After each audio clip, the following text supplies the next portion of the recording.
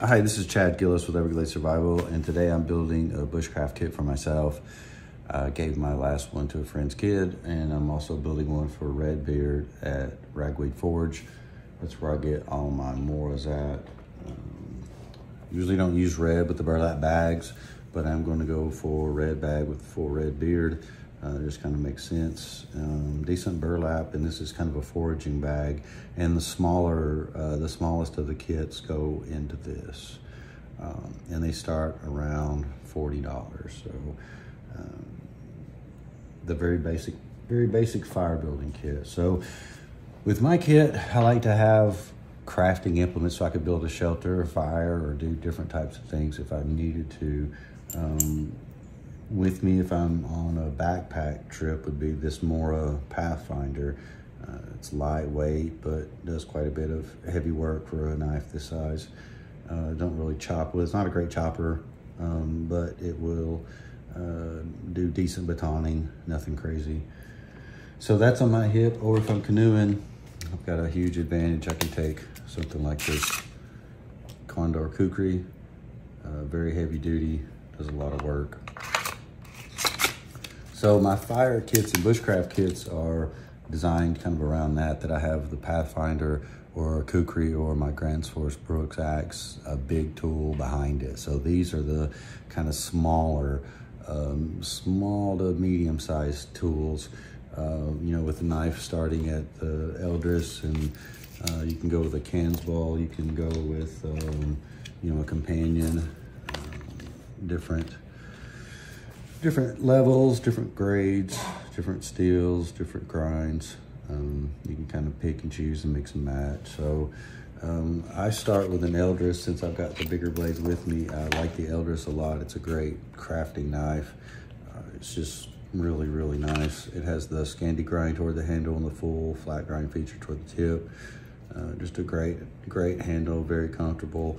And with push cuts, I've started putting my off thumb here on the back side of the handle instead of here on the spine of the blade, because the spine is 90 degrees and will chew your thumb up. See, I could take a piece of wood and cut like this. Actually, like I'm almost doing to the sheet there, and do push cuts in a much more comfortable way. So that's one of the first pieces I go with, is the more Eldris, and then I get a pocket gomboy from Silky Gomboy. This is the 130 millimeter.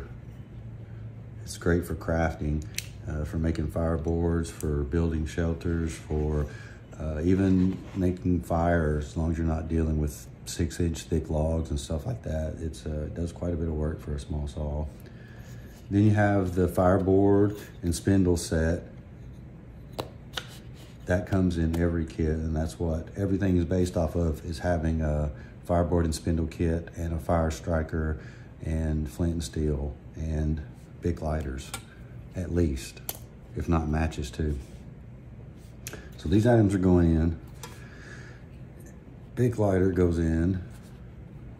This is a steel bow drill block. It's like this. The block also acts as a striking block. And I include arrowheads. I started with the bigger chunks of flint, and they're kind of nice in the hand, and you can have those if you want. But I thought 3 or 4 arrowheads would be much more usable. You could actually have them as an emergency cutting implement, or even use them for hunting or for, you know, for spearing fish or whatever. And they got a nice grind, not a grind, but an edge to them, and they'll strike really well. So that they don't cut into my kit or anything. They're not super sharp, but they're sharp enough. So I'll put those in a burlap bag along with the fire striker, the bow drill block. Tie those guys up, they'll go in there too. Next, I'm going to add some char cloth in a small tin, and I'm gonna add 2 fire strikers. I use these bayite strikers. I really like them a lot. They work very well. I've submerged them in salt water, and they tolerate it as well as any fire rod I've used before. So I like to have a couple of those with me. It packs nicely in this little tin. with a Fresnel lens. That is the basic kit. So I'm gonna pack it away in the medium size canvas bag. This is from Craft Outdoors. They do wonderful work. It has a great belt loop on it. So, you know, my thinking is this is my crafting kit. I can throw this on my belt and I can go out in the woods and I can do just about everything I want, especially if I've got a larger tool like the Pathfinder or the kukri behind me. So this is the kit that I would go with and just build different things and know that I have various tools available to me, you know, if I need them. So I'm gonna start packing with the tin. Get it in there. Fireboard's next.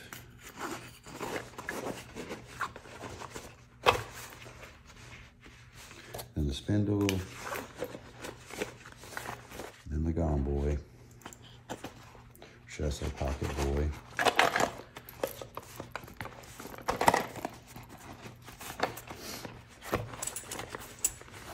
Fresnel lens.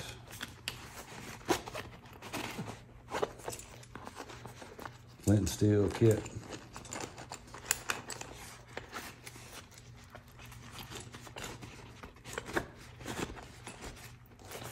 Big lighter. 2 big lighters. And the Eldris if I can fit it in here.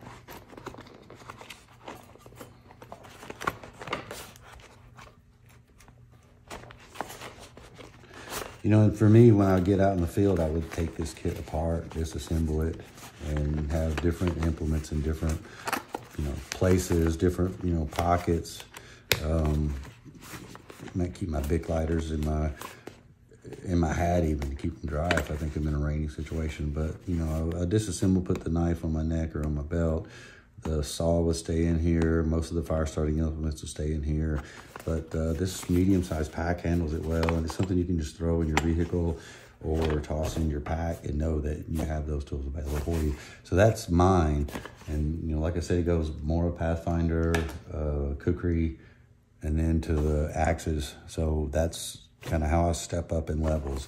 But this is my small to medium work kit here. So that's mine. That's going in my pack. Now I'm gonna make one for Redbeard. These are the smaller packs that I start with.